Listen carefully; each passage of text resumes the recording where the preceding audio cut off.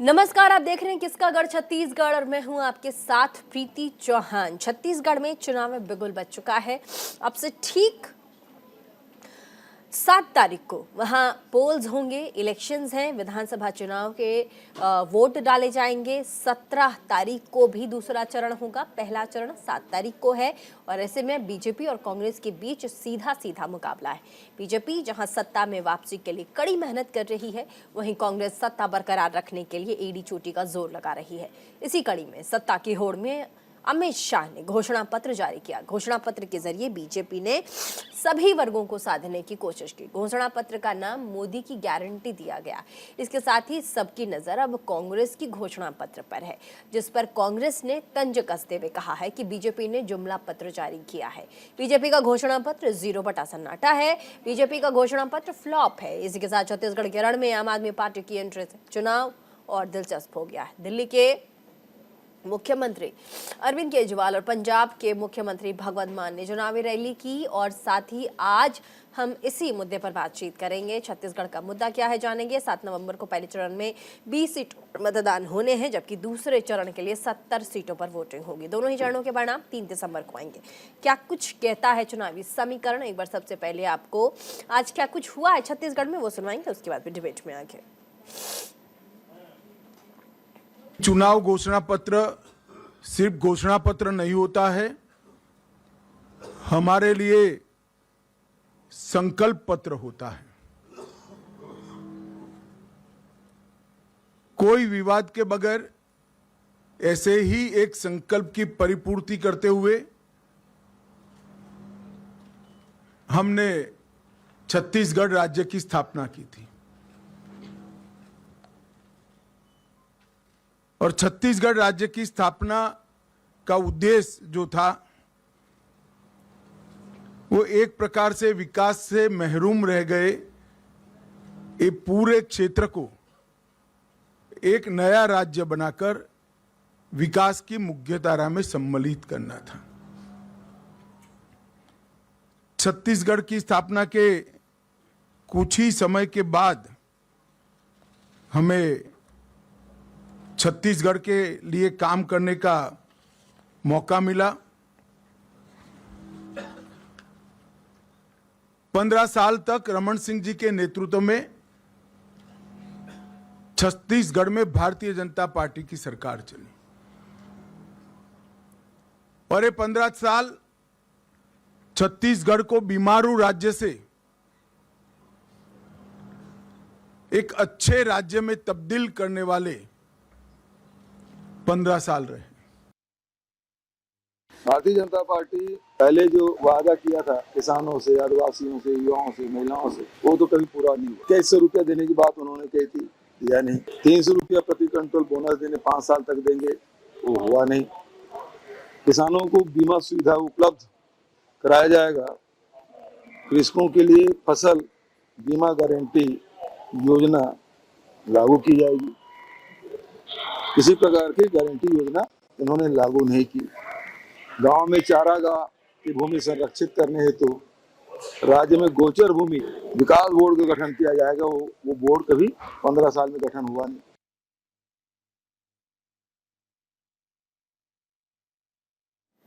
तो गृहमंत्री अमित शाह को आपने सुना, साथ ही छत्तीसगढ़ के मुख्यमंत्री भूपेश बघेल को भी आपने सुना। वापस चलेंगे डिबेट में। हमारे साथ तमाम मेहमान जुड़ गए हैं, जल्दी से आपको मिलवा देते हैं। हमारे साथ इस डिबेट में शामिल होने के लिए स्टेटेड होंगे हमारे साथ अनिल पुसतकर जी, साथ ही ममता साहू भारतीय जनता पार्टी के प्रवक्ता होंगी, मणि वैष्णव कांग्रेस के प्रवक्ता हमारे साथ होंगे। आप सभी का बहुत बहुत स्वागत। अनिल पुसतकर जी, आज बीजेपी ने यानी कि भारतीय जनता पार्टी ने आज अपना घोषणा पत्र जारी किया है।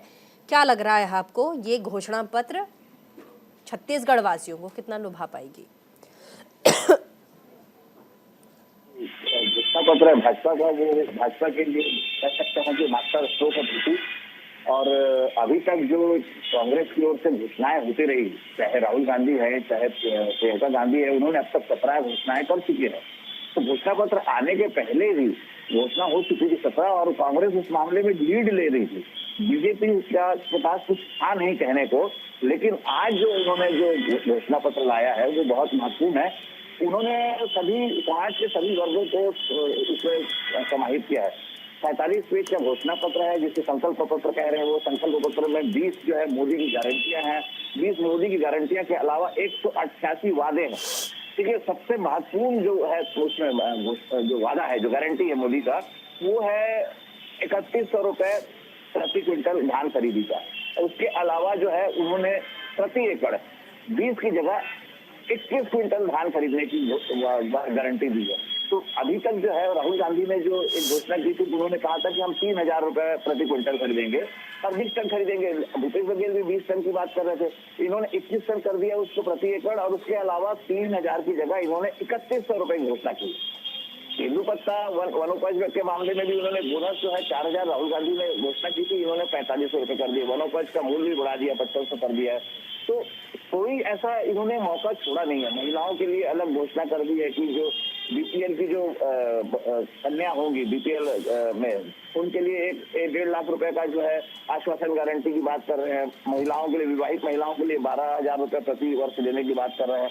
छात्रों के लिए भी कह रहे हैं 1.5 लाख जो गारंटी है, 1.5 लाख जो रोजगार है, उसको उन्होंने पारदर्शिता के साथ समयबद्ध चरणबद्ध इसमें जो है नौकरी देने की बात कही।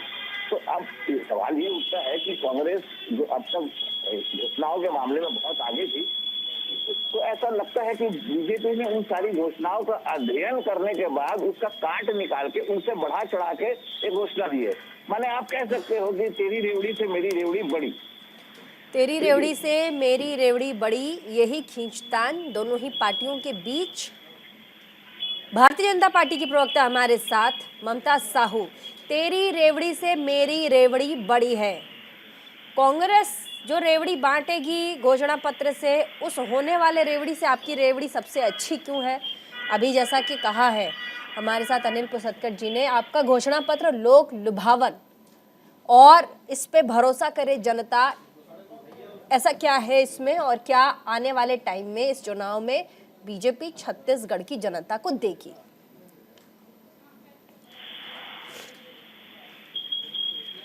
ममता जी,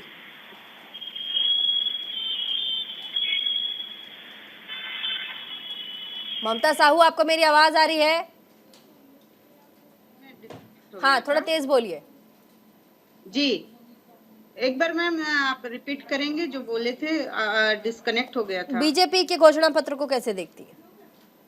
बीजेपी का जो घोषणा पत्र है संकल्प पत्र है, और निश्चित ही इसमें सर्व समाज के लोगों को लिया गया है, जिसमें मजदूर वर्ग, युवा वर्ग, महिला वर्ग, किसानों, व्यापारी, हर किसी का इसमें शामिल किया गया है। और बहुत एक लंबे समय से सभी का राय लेकर ईमेल से, पत्र द्वारा और जाकर प्रत्यक्ष जाकर भारतीय जनता पार्टी ने जो घोषणा पत्र बनाया है, और निश्चित ही इससे लोगों को लाभ मिलेगा। महिलाओं के लिए इसमें जो बीपीएल की जो बच्चियां हैं, बच्ची जन्म होने पर 1.5 लाख रुपए भारतीय जनता पार्टी की सरकार देगी। और उसके अलावा धान के लिए, किसानों के लिए जो किया कि 3100 रुपए प्रति क्विंटल धान, और वो भी एक मुश्त खरीदेगी। इसमें कोई किस्तों में नहीं, कोई अलग से न्याय योजना लाने की जरूरत नहीं पड़ेगी, और एक मुश्त जो धान खरीदी होगी, और बारदाने की भी कमी नहीं होगी। जैसे कि पिछली सरकार में बारदाना नहीं है तो ये नहीं है तो मोदी जी ने पैसा नहीं दे रहे हैं,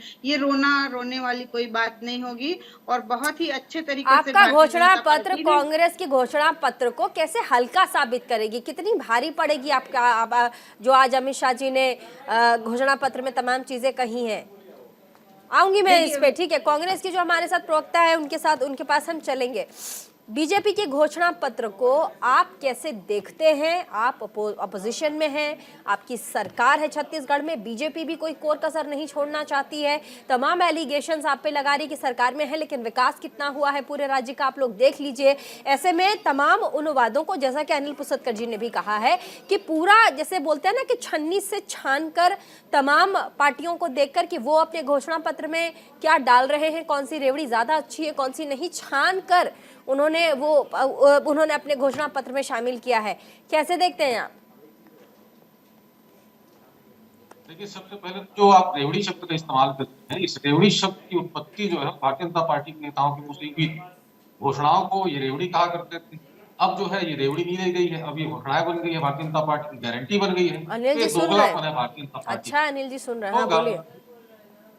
तो दोगलापन है भारतीय जनता पार्टी का। दूसरी बात है, आपने अभी वादा कर दिए, ठीक है, आपने 2003 के चुनाव में, 2008 के चुनाव में, 2013 के चुनाव में कुल मिलाकर 150 से अधिक वादे किए, उसमें से 30% वादों को भी आपने पूरा नहीं किया, तो उसका जवाब कौन देगा और आपका भरोसा कौन करेगा?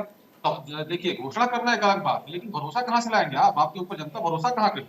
दूसरी बात है, मोदी की गारंटी के नाम से इन्होंने घोषणा पत्र जारी किया है। अरे भैया, मोदी जी की गारंटी कौन लेगा? मोदी जी की तो खुद कोई गारंटी नहीं है। 2 करोड़ रोजगार की वो बात करते हैं, वो जो है किसानों की आय दुगनी करने की बात करते हैं, तो तमाम प्रकार की बातें करते हैं। 15 लाख वाला झूठ तो छत्तीसगढ़ में ही बोला था उन्होंने, बता दूं आपको। तो मोदी जी का विश्वास कौन करता है? और हमने तो काम किया है, हमने 36 में से 34 वादों को पूरा कर दिया है और जनता 500 देख में चुकी है। गैस ये लोग देगी बोलते बीजेपी हैं सरकार में अगर आ गई तो 500 रुपए में गैस देगी। 3,100 रुपए क्विंटल धान दिया जाएगा। महिलाओं को हर साल 12,000 रुपए दिए जाएंगे।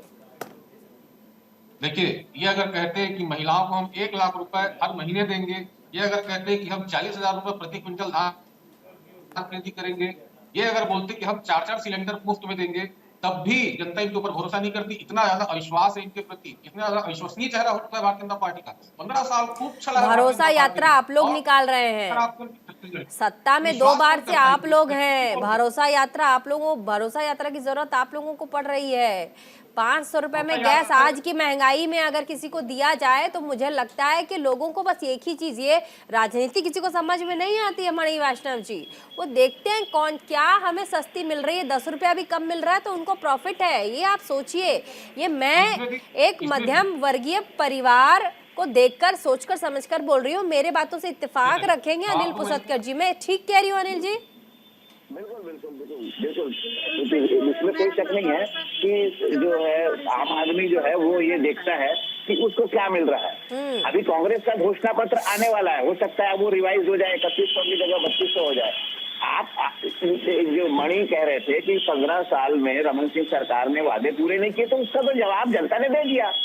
15 साल की सरकार को उखाड़ कर फेंका और उनकी दुर्गति कर दी।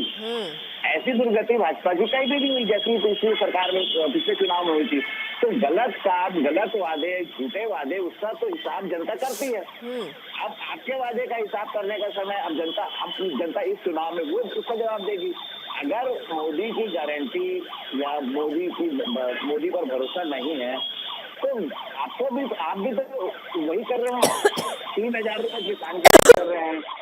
अब सबसे बड़ी बात ये है, देखिए प्रीति, इसमें अमित शाह ने ये कहा है कि हम किसानों से 3100 रुपए में लेंगे, लेकिन एक मुश्त देंगे रकम। एक मुश्त तो आज तक नहीं मिली किसानों को। तो ये लोग मतदाताओं को रिझाने का काम तो दोनों पार्टियां कर रही है।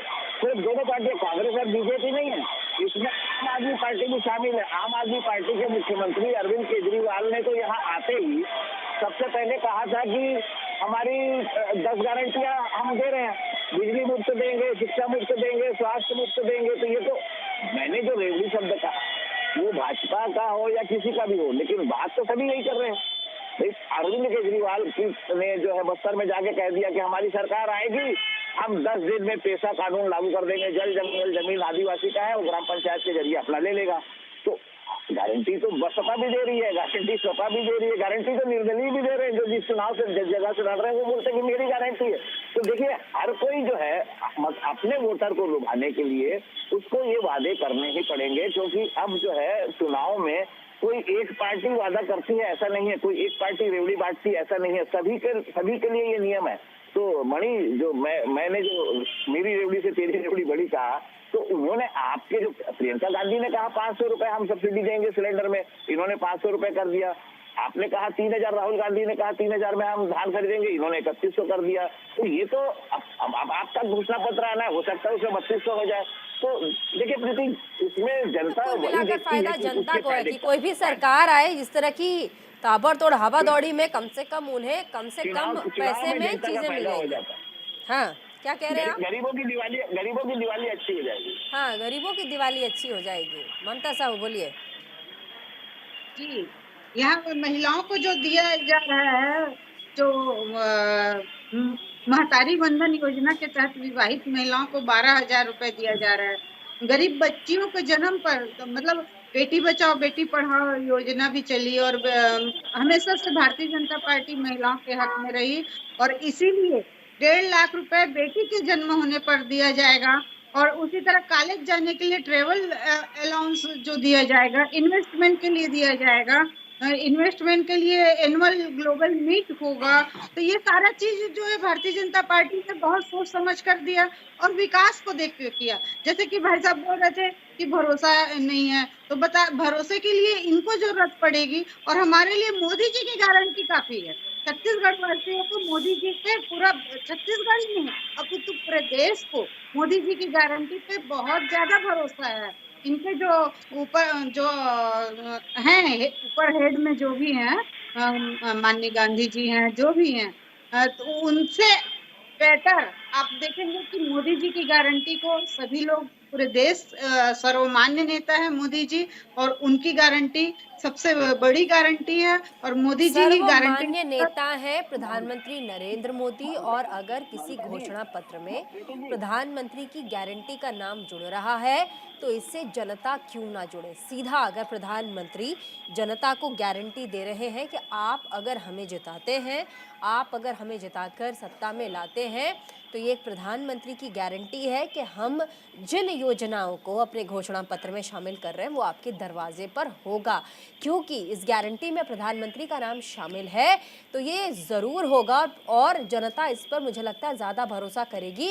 ये चुनौती देना कांग्रेस पार्टी को ज़्यादा महंगा पड़ेगा। मैं मणि वैष्णव जी से पूछूंगी, आपके लिए चुनौतीपूर्ण है प्रधानमंत्री नरेंद्र मोदी के नाम पर जो गारंटी योजना घोषणा पत्र में आज जारी किया गया है, प्रधानमंत्री मोदी घोषणा पत्र, मोदी गारंटी घोषणा पत्र, इसे चुनौती देना कांग्रेस पार्टी के लिए मुश्किल होगा क्योंकि प्रधानमंत्री नरेंद्र मोदी को जनता, आप देखते हैं कैसे सराखों पर महिलाएं बिठाती हैं।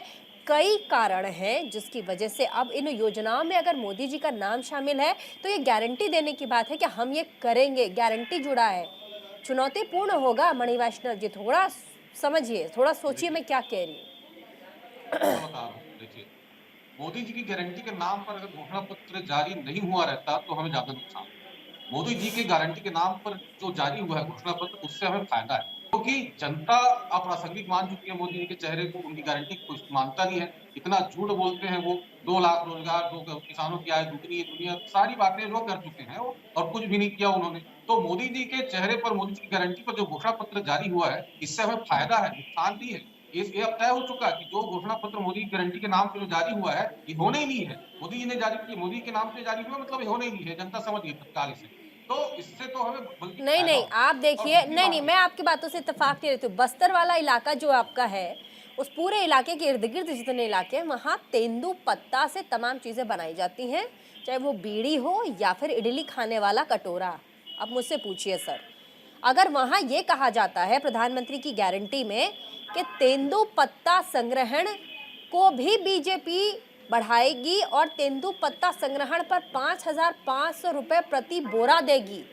एक बोरा तेंदू पत्ता पर 5,500 रुपये अगर सरकार कह रही है कि हम आपको देंगे, और साथ ही सरकार ये भी कह रही है कि हम आपको चरण पादुका, इसके अतिरिक्त संग्रहण को अगर उससे ज़्यादा अगर संग्रहण होता है तो 4,500 रुपया बोनस दिया जाएगा। चरण पादुका योजना की शुरुआत होगी, जनता क्यों ना वोट दे।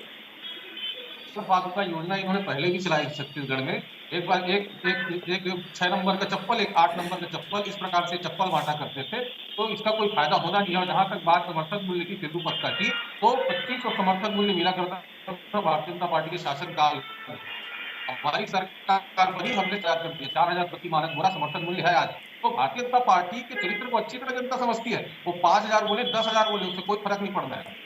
कांग्रेस पार्टी तो नहीं, ये तो खरीद फिक्स कर रही है ना सरकार। नहीं, मेरी बात नहीं समझ रहे, वो किसी के पॉकेट में सरकार नहीं देगी। अनिल पुसतकर जी, आप मेरी बातों से तारुफ रखेंगे।